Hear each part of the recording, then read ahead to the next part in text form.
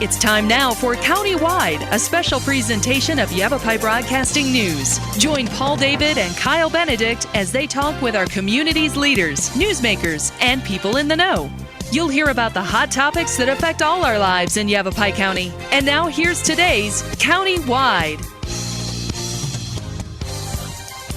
Welcome to Countywide. I'm Kyle Benedict. Today we are talking about winter home safety. Summer is behind us now, fall is here, and that means winter is right around the corner. So we're going to talk about what to do just to prepare your home for winter and prevent some headaches down the road. And here to talk about that is a member of the Flagstaff Fire Department, firefighter and paramedic Paul Sanders, and making the trip down here. I appreciate it. Thanks for having me, Kyle. Yeah, no problem. I believe you were here last year and we talked about some of this stuff as well, but we're just kind of get right into it.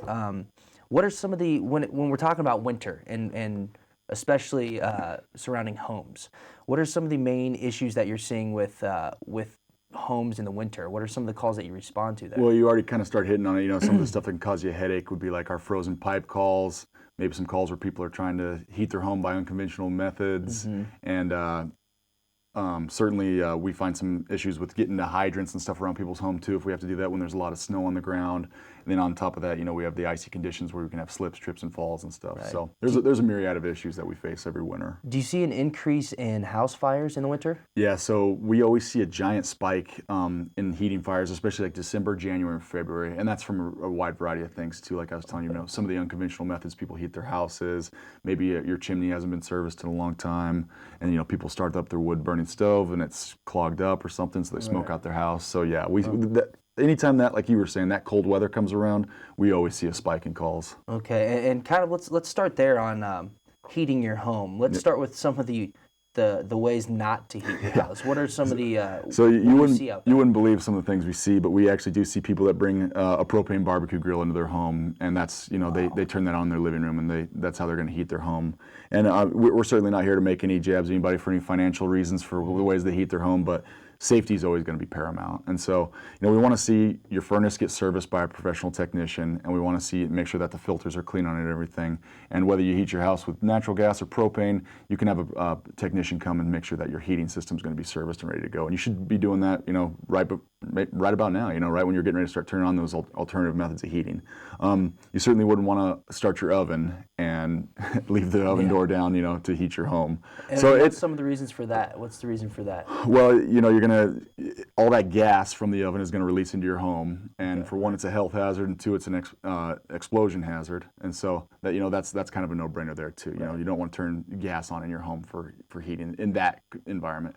Like a forced gas furnace is a different story, though. Okay, that's its purpose is to.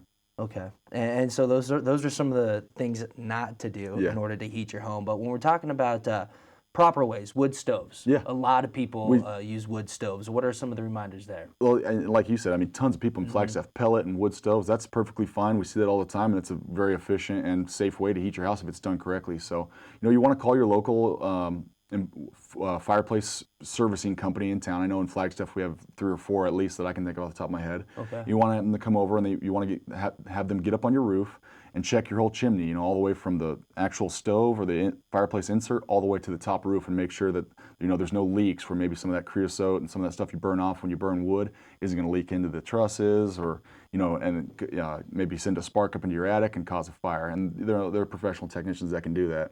And they'll obviously give it a full detailed cleaning and make sure that you're all good to go. And they recommend that you clean your chimney 2 to 3 times a winter when you're burning a lot of wood. Oh, okay. So just having it serviced at the beginning and clean at the beginning isn't just continue doing that throughout the throughout the season. We could talk about ashes too, because they kind of segue right into that. A lot of people put ashes in a cardboard box and set them out on their back wooden deck, and that's just, I have personally been on a couple fires where that has been the lead cause of that. And so, it's a no-brainer, but you want to put your ashes in a metal container that has a lid that can be covered and secured, and you want to set them at least 10 feet away from your home or any nearby buildings or flammables, because even that can get hot and it could still cause some issues down the road. Right. So yeah, ashes hold their heat for sometimes a day to 2 days, depending on what containment vessel they're in. Yeah, it's almost like clockwork. We start seeing the temperatures drop, and it gets cooler in the mornings and at night, and then all of a sudden we're having these press releases come in talking about news. Yep. And it's house fires, and then chimney fires, find attic out later fires. Yep. A lot of the cause is because of improper disposal of ashes. Big time. And then you start talking to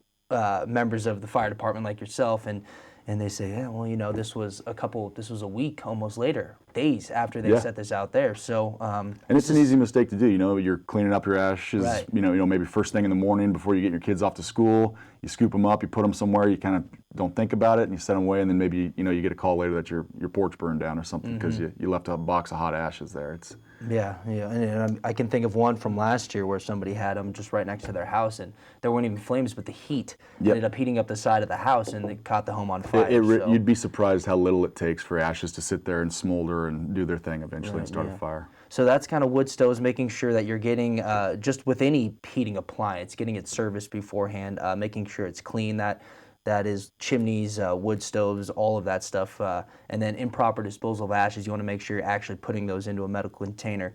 What about space heaters? I think those are very popular, and people having those in certain rooms and all that. What are some of the reminders there with space heaters? And space heaters, they're beneficial too. They can help a lot. Like some of these sprinkler buildings that have the riser rooms, and people put a little space heater in them to keep the pipes warm in there. That's perfect.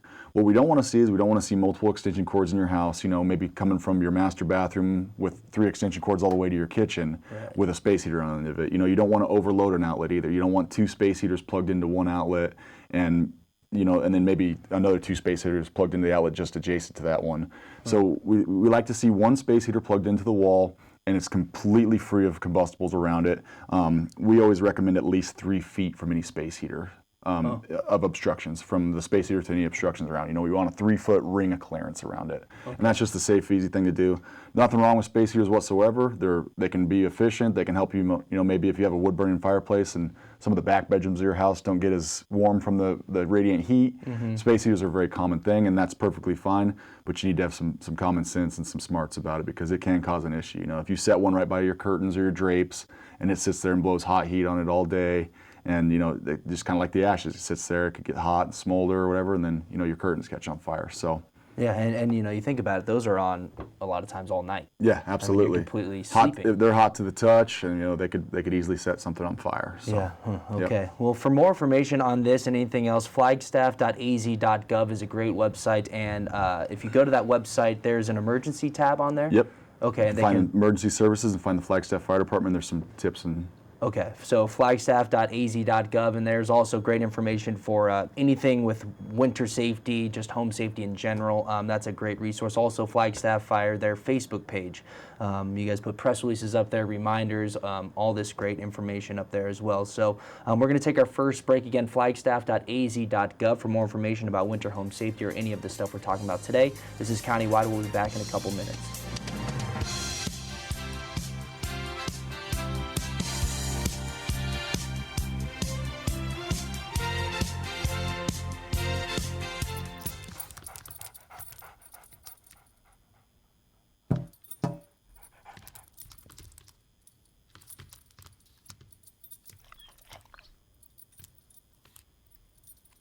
There's a shelter pet who wants to meet you. Meet one today. Visit theshelterpetproject.org. Adopt.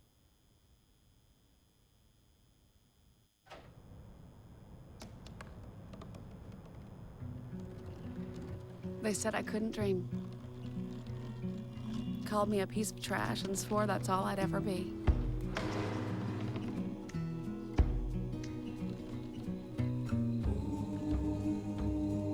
Said a bottle couldn't see the ocean.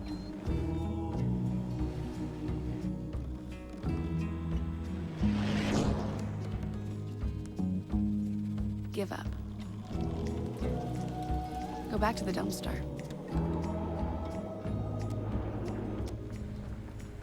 But I didn't listen. I made my way.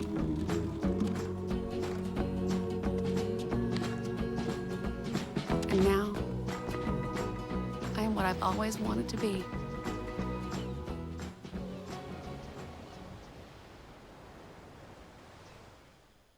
Well, Thomas, you've got pre-diabetes. But with more exercise and a change in diet, it can be reversed. I've tried exercising. It just makes me hungry for bacon.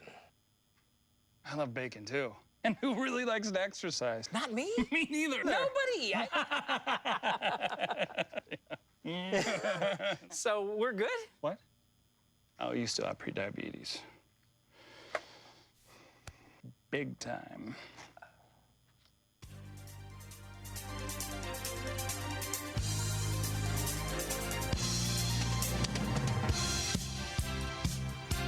Welcome back to Countywide. I'm Kyle Benedict, sitting down with Flagstaff firefighter and paramedic Paul Sanders, and we're talking about winter home safety and just some reminders in order to keep yourself safe in your home from just having any damage caused to your home this winter. We touched on cleaning your chimneys, your wood stoves, making sure you dispose of the ashes from your chimney and wood stoves properly.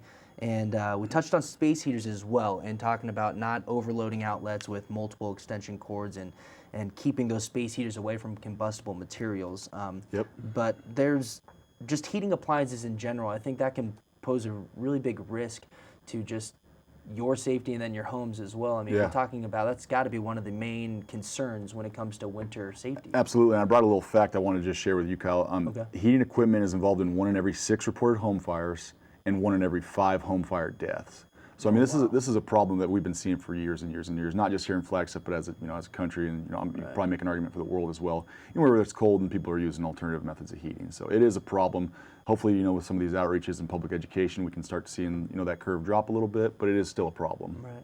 What about kind of changing gears a little bit? Generators. Do you see a lot of people powering these heating devices or their homes with generators? There is a fair amount of that because a lot of people have like generator backups, for an example. So if the power lines go down because of a big winter storm, they want to have the ability to power their home with alternative methods like a generator. And with that, that's perfectly fine, perfectly acceptable. You'd want to make sure that maybe if you have an electrician who can come out and make sure that it's all wired correctly to your house, totally fine as well. And we definitely give you a big thumbs up for doing that. With that being said, generators do emit emissions just like your vehicle would, and you'd want to make sure that those aren't going to blow into a vent into your house or through an open window or going to somehow release carbon monoxide into your house. And we can segue right into that with you should always have carbon monoxide detectors in your house anyways to begin with, because that's a colorless, odorless, tasteless gas that the human senses can't pick up. So I mean it could be the silent killer, and we have found that even like a tin basket of smoldering ashes from cleaning out your chimney, they can emit a small amount of carbon monoxide as well. So it's always good to have some carbon monoxide detectors around your house in maybe a couple different areas, just because as a kind of a catch-all, because if they start sounding, there could be something there that you're not seeing. And aside from a headache, there's not really a lot of signs and symptoms until you get sleepy, and you might not wake up from. I was just going to ask. You can't really smell it or see it or taste it or Exactly. anything. I was going to ask, what are some of the signs of that? So just headache and fatigue? Yeah, you can see pink flushed skin is another really common one. So headache and fatigue is the biggest one, like you were talking about, that we get called on. So if we see pink skin, flushed skin with a big ripping headache, that's probably a good sign there might be some sort of carbon monoxide leak in your house that we don't know about. And having detectors, I think that's a good point as well. I mean, everyone knows you hear, you guys are touching on it, smoke detectors, but that's another great idea to have carbon monoxide, just because, as you mentioned, it can be a silent killer. And they're relatively inexpensive, and you can change the batteries. I think some of them have different shelf lives. They have anywhere from a year to 5 year shelf life. So they're relatively inexpensive and they can be a lifesaver. Okay. And while we're talking about just home safety here, this might be a good time to go through and just double check your batteries and your smoke detectors too. I know some people maybe, yes, please, as the seasons are changing, that might be their indicator to just a reminder to go and check those out. So we had that run in 2015 of the 5 fatality fires in Flagstaff, and so we're still very much on our smoke detector campaign. We still do the smoke detector outreaches and everything. So thank you for mentioning that. Please check your smoke detector batteries and make sure that you have operating smoke detectors in your house, because we still see a ton of people that don't. Okay, and frozen pipes. I think you touched on it just briefly at the beginning of the show. I imagine that's an issue every winter for you guys as well. Absolutely, and like you hit on earlier, we do have a Facebook page and on our city website that has some tips for frozen pipes and everything. We have 9 steps to ward off winter woes as another good one to reference. But like we talked about, have your furnace serviced regularly, have your chimney or fireplace serviced regularly if you can. Keep maybe some personal contact information for a plumber, for emergency contact if you were to come home and find that one of your pipes had ruptured and your house was flooded. Know where your water safety shutoff valve is. It's usually out near your street. Know how to turn off the water to your house, because that can prevent a huge amount of damage if you can get it shut off pretty quick. Biggest thing, insulate pipes and faucets in unheated areas. You know, if you have a crawl space and some of your plumbing is not insulated and wrapped, you know, get under there and put some of that insulating wrap underneath it, and that'll save you a tremendous amount of headache too. Okay, yeah, I mean, that's the last thing you want to do is come home and find water all over your house. And with, you know, vacation rentals, we have a ton of that in town. Right. We have some snowbirds that come up. If you're going to leave your house for an extended period of time, make sure that your thermostat is set to 55 degrees, or you have some way of making sure that your house is heated at all times. Because, you know, if you want to save the money on not paying the fuel, the utilities cost for heating your house, then you come home and you find that your house is flooded and it's thousands and thousands of dollars worth of damage. It would have been better just to pay the gas bill and keep it at that 55 degrees and save yourself the insurance and the insurance woes down the road, because it does get expensive, and it'll leak thousands of gallons of water in your house if you have a big pipe rupture. So Bursted pipes, that's a big issue that you guys are seeing, especially with the erratic temperatures in Flagstaff, because we get those times when it gets really, really, really cold in Flagstaff, down to single digits, negatives, but we still have that sunshine during the day, so maybe it gets up to 36, 40 degrees during the day with sunshine. So all that expansion and freezing of the water. The erratic temps cause us a ton of issues with pipe breaks in town.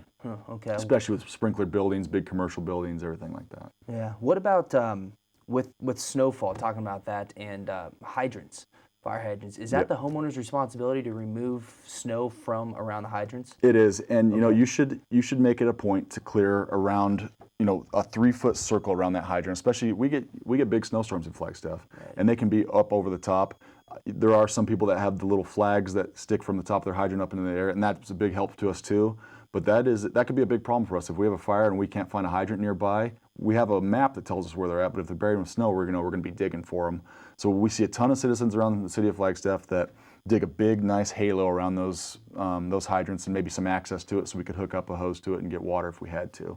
That's invaluable if people can do that for us. Yeah, just while you're out there shoveling the driveway or maybe the walkways in front of your house, if you're near a hydrant. Yeah. Just go ahead. If you see one that's covered, just take the 5 minutes and shovel around it. Yeah, I mean, you guys don't want to be trying to figure that out, and while you're trying to find the house and deal with the situation. Yep. So we talked about all your chimneys, your space heaters, your wood stoves, the prop ways for that, frozen pipes. I think insulating them is something that it takes maybe a little bit more time, but it can really save you some headache down the line. And I'm sure if you go to Home Depot or Ace, they can help you out with that. Yeah, and if you don't know how to do it or you're uncomfortable with it, call a plumber. They may not even charge you. They may just tell you how to do it, or you could pay and have them do it for you. There's a lot of ways to remedy that problem. Yeah, great. Okay, well, we're going to take another break. Again, for more information, flagstaff.az.gov, a ton of information on there. The emergency tab, that's where you can find the fire department's page on that website. Also, Facebook, and then the Flagstaff Fire Department's page on Facebook as well. A lot of great information. We're going to take a quick break. We'll be back in a few minutes.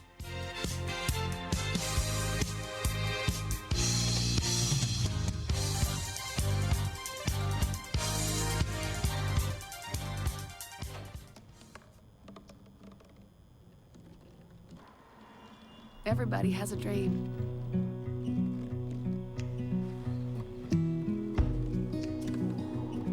Mine was to see the ocean. And with a little help, I made it.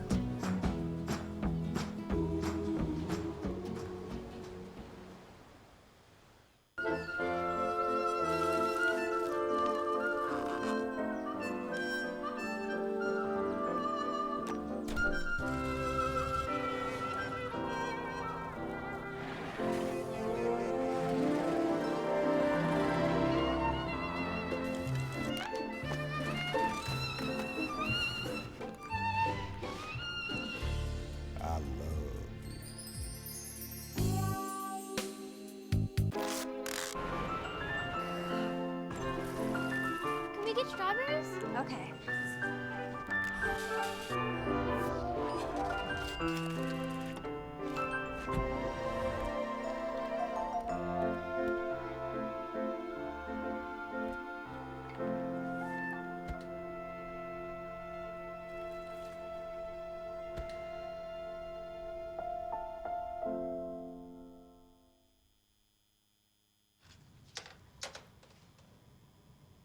Wow, these are really good. You act surprised.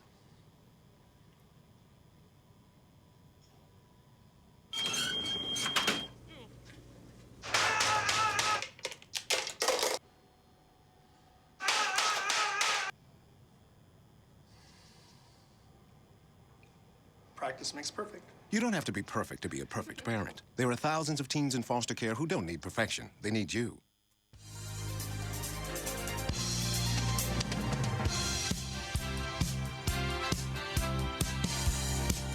Welcome back to Countywide. I'm Kyle Benedict, sitting down with Paul Sanders. He's a firefighter and paramedic with the Flagstaff Fire Department. We're talking about winter home safety. We went through wood stoves, chimneys, space heaters, generators, if that's how you get your power, how to keep your pipes from freezing, insulating them, making sure that you never completely turn off the heat in the home just to prevent those pipes from freezing. We also talked about if you leave your home for the winter and it's going to be abandoned, what to do there as well. But so we kind of got the home aspect of it covered up, but maybe just as we have a couple minutes here before the show's over, we could talk about just out when you're outside. Yeah. And maybe you're working outside or you're out clearing your driveway or just out and about in the cold. Yeah. Some reminders there. I mean, if we talk about hypothermia, can you give us some details with that real quick? Yeah, you know, it's funny you mentioned that because whenever I'm driving around in the winter, it never fails. It'll see a bunch of kids standing at the bus stop and it's January and, you know, one of them has a hoodie on and the other one has shorts on. You know, it's people, I don't think people always have the best appreciation for how easy it is to get hypothermia, or how cold it can get in Flagstaff or anywhere for that matter in the state of Arizona. I mean, even the desert down there can still get cold, plenty cold enough to give you hypothermia. We see a ton of cases of hypothermia, not when it's 6 degrees out, but when it's, you know, in the 30s and someone's working in their yard in a t-shirt and kind of getting sweaty and everything, and it doesn't take much. I mean, you can start to see the confusion and the, you know, the shaking, and that's early signs of hypothermia. It's more common than you'd think, for sure. Okay, yeah, and that with that, you're just making sure you're covering up, that you're warm out there. Yeah, we always tell people, you know, layers. You can always take clothes off, but it's, you know, once you get cold, it's hard to get warm back up again. And especially if you're, you know, doing something physically active and you're getting, you know, maybe a little sweaty, you got that cooling on you. So always, you know, layer up and dress for the elements, because Flagstaff has, like I mentioned earlier, has erratic weather patterns. You know, it can be 40 degrees and sunny, and then all of a sudden it can be 20 degrees with snow flurries. So, and we get DPS in here every year talking about just driving out there during snowstorms or just in cold weather in general, and kind of that whole hypothermia awareness goes along with that as well, having stuff in your vehicle that's going to keep you warm. Have an emergency kit, you know, make sure you have some water, maybe some snacks or some food in there, and you know, a couple extra jackets, and you know, prepare for the worst, and then nothing will throw you off. Yeah, you don't want to be caught off guard. That's the last thing you want to do. So just kind of wrap everything up here. In terms of some of the main issues that you guys see in the winter, some of the calls that you respond to, house fires, right? They increase, and that's because of heating appliances. You know, maybe unconventional heating appliances will say that. Right. So, you know. Okay, so just be smart out there. Again, for more information, flagstaff.az.gov. Also, again, just try and work on preventing those pipes from freezing by keeping the heat on, insulating them, and knowing how to shut off your water. I think that is a big one, because and, you know, keep your house to a proper temperature. You know, we recommend 55 degrees. Set your thermostat down to 55 degrees, and that should cover all your bases as far as, you know, a minimum temperature to keep your pipes from freezing. Okay, and then it doesn't take so long when you get home to heat the house back up, right? Yeah. It's not completely freezing in there. Exactly. Okay, great. Well, again, for more information, their Flagstaff Fire Department's Facebook page is a lot of great information on there, but also flagstaff.az.gov. That's where you can find information about plows, about regulations when it comes to what you're required to do around your home during the winter, what you're supposed to clear, and all that good stuff. And then also under the emergency tab at flagstaff.az.gov, you can find the fire department's page on there for more information as well. Absolutely. Paul, thank you for making the trip down here. Thanks for having me. It's always a pleasure. Yeah, hopefully everything goes good this winter, and getting the message out there. I appreciate you coming down. So that's going to do it for today's Countywide. We'll talk and see you next time.